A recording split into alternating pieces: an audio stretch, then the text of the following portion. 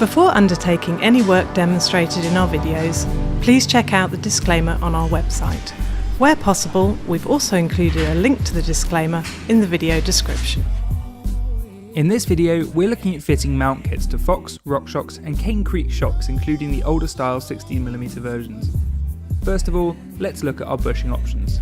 This is the part that sits inside the eyelet of the shock. Fox use these low friction top hat style bushings which come in two parts. RockShox tend to use these DP bushings which are steel with a low friction coating on the inside, and Cane Creek also use something similar. Finally, we have Polymer Bushes, which come as part of our heavy duty mount kits.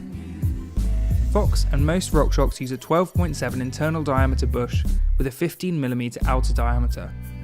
Cane Creek use 12.7mm internal also, but with a 14.7 outer diameter.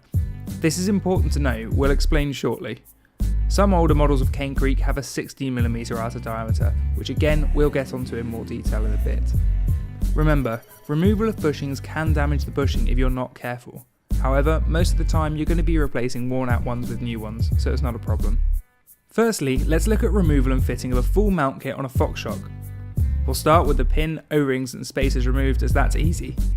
So this is a two-piece bushing design, split in the middle. A nice small flat-headed screwdriver should do the job for the first half.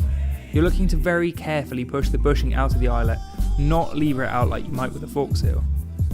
Once it's out, you can use our removal tool like this to get the second half out cleanly and easily without risk of scraping the inside of the eyelet. To fit these bushings, you should just be able to use your fingers, but if you're having problems, you can use a vise with soft jaws to press them in carefully. The pin should then go in fairly easily too, though some encouragement from a nylon mallet might well help you get it central. Finally, you just have a spacer and O-ring to go on each side.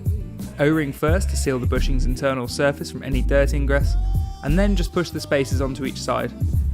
Now you'll be able to see if your pin is truly central, making sure both ends are level with the spacers, and adjusting if necessary before fitting back onto your bike. Next, we're going to look at our heavy duty mount kit. They'll fit most shocks. The advantage of these lies in the polymer bush. When you wear this poly bush out, you'll notice a bit of knocking, order and fit a new one, job done. When you wear out a RockShox style DP bush, you go through the low friction coating onto the metal and then start to wear out the top hats or pin, requiring a full mount kit replacement, which is more expensive. So let's remove our poly bush. You're going to need one of our bushing tools for this job. You can get them on our website and we've designed them to fit most shocks, so no worries if you change brand at some point. You'll also need your nylon mallet and a hard surface. We're using the back of a vise. Get the tool, take the hollow part and sit it with a larger opening facing up. This is space for the bushing to move into when removed. Place the solid part of the tool thin end down through the eyelet and carefully line up everything as so. With your nylon mallet, it should tap out pretty easily now.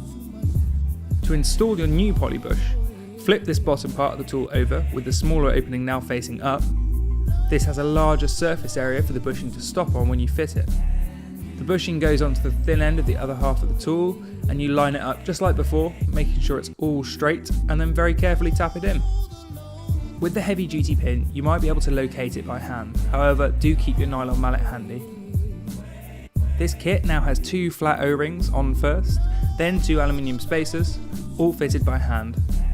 Check the pin is all central and the ends on both sides are level with your spacers and you're done. Next, let's look at RockShox.